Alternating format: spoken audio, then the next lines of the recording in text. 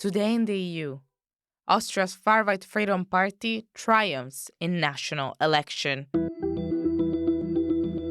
Austria's far-right Freedom Party won the most votes in Sunday's election, the first time it has topped the poll in post-war history and in line with forecasts. FPO is now set to begin coalition talks, aiming to play a decisive role in forming the next government. However, its victory may be complicated. The outgoing center-right party has previously ruled out partnering with FPO's leader, Herbert Kickl. Will the cordon sanitaire hold? Hello and welcome. I'm your host, Giada Santana, and this is Today in the EU. Today I'm talking to politics reporter Nicoletta Ionta to discuss the election's results, FPO's platform, and the potential makeup of Austria's next government. Hi, Nico. We're here to talk about a historic win for the far right in Austria. It's the first time the party wins the general elections since the Second World War. Yes, indeed. For the first time ever, the far-right Freedom Party of Austria, FPO, which is led by Herbert Kickl, came first in a general election.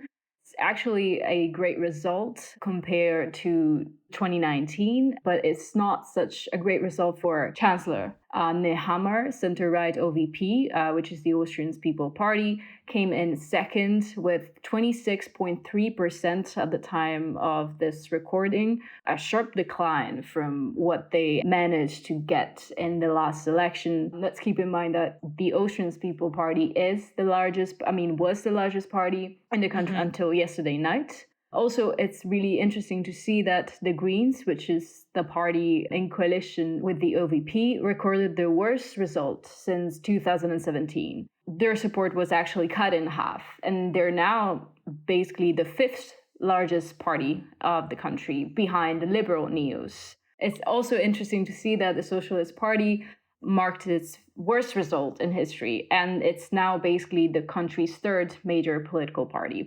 I think it's important to discuss why the Freedom Party has been heading the polls for months. Can you talk us through why the party has gained traction in this campaign? How has it been so successful?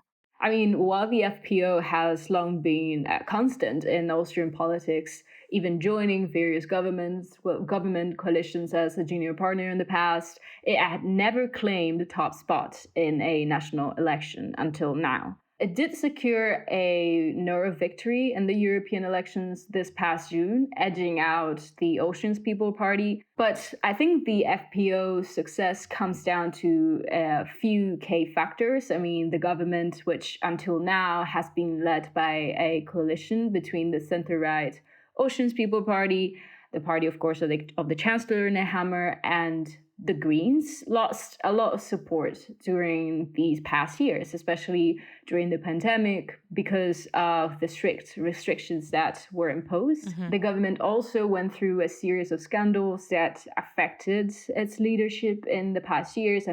It was 2021 when the OVP, which is the Austrian People Party, more specifically had to deal with corruption accusation when former Chancellor Sebastian Kurz faced corruption charges, and that ultimately led to his resignation. And then, of course, the entire party was in some ways affected because as part of the investigation into Kurtz's involvement in the corruption and bribery cases, the Austrian prosecutors raided the OVP headquarters. And of course, these actions ended up being a major blow to the party's public image. One of the reasons, also probably the most important reason why the FPO managed to just get where it is right now, is because it actually managed to tap into people's frustration over immigration. Indeed, it seems that FPO has been successfully able to capitalize on the failures of the once leading party, but it has also, as you said, promised very hard right policies, especially in migration. So, what has the party been campaigning on exactly? So if you read the party's program, you will find out that migration plays a huge part in it, and you will find that the policy of remigration is mentioned, which basically involves sending people back to their countries of origin. There are also proposals to limit asylum grants and block family reunification for individuals that are already in Austria. The FPO, of course, also has pledged to give people more freedom in what they call Fortress Austria. So there are several mentions towards migration, which, as I said, was one of the most important topics of the campaign. However, the results do not give the Freedom Party a ruling majority, one to form a government. So what happens next? As I mentioned earlier, the FPO is no stranger to governing in Austria's political history. The FPO has been part of the government in several occasions.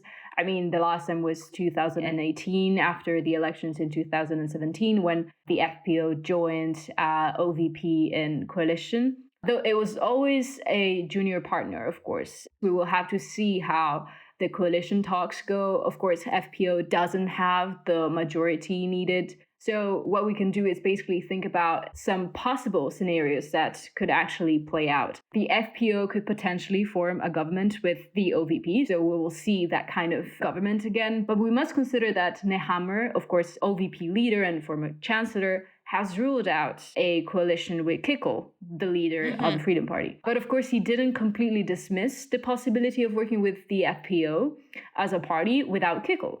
And the thing is that, of course, as you said, even if the FPO came first, that doesn't mean that they will get a top job just like that. There are also many obstacles. I mean, it's important to remember that the Austrian president is responsible for appointing the chancellor. Traditionally, the president gives the mandate to the leader of the party that comes in first in the elections. But we should also consider that the Austrian president, so President von der Bellen, doesn't exactly get along that well with Kickl. Yes, indeed. Also, the OVP has ruled out allying under the banner of the far-right party leader Herbert Kickl. Now, why is he such a controversial figure? For so many different reasons.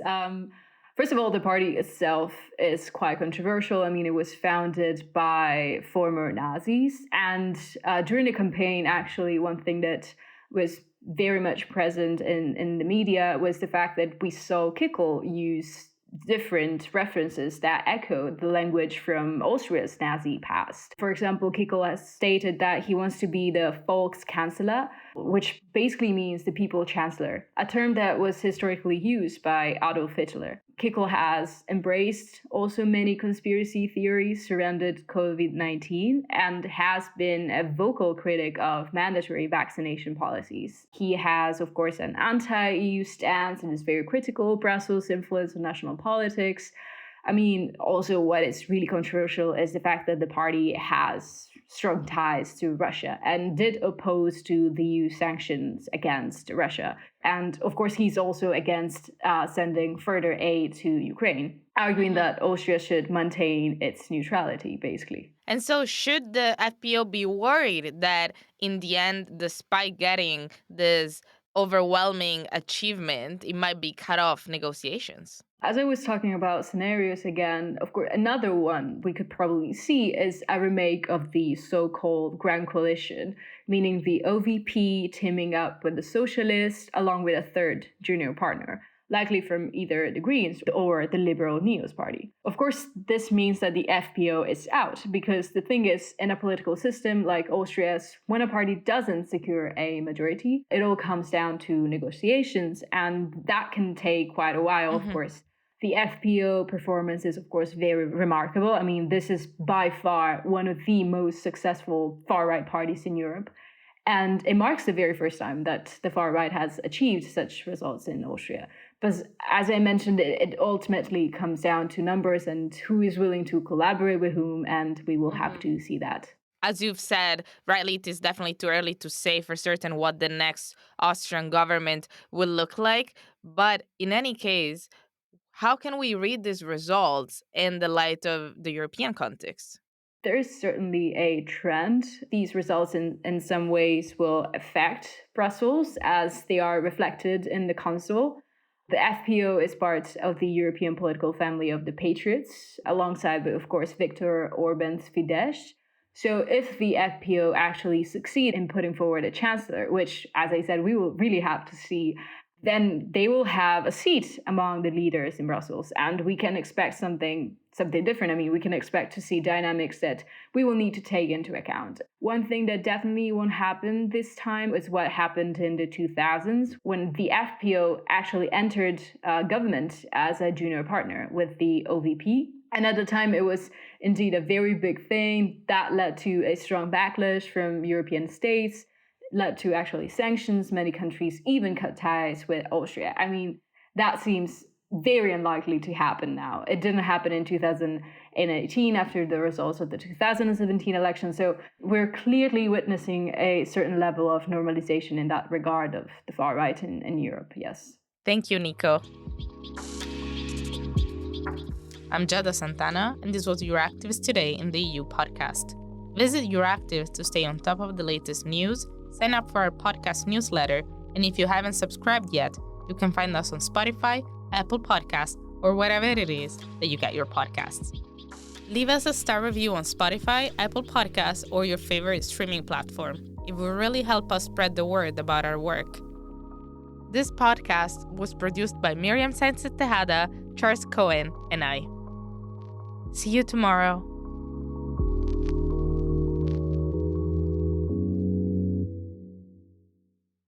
As part of our commitment to accuracy, inclusion, and transparency, Euractiv is part of the Trust Project.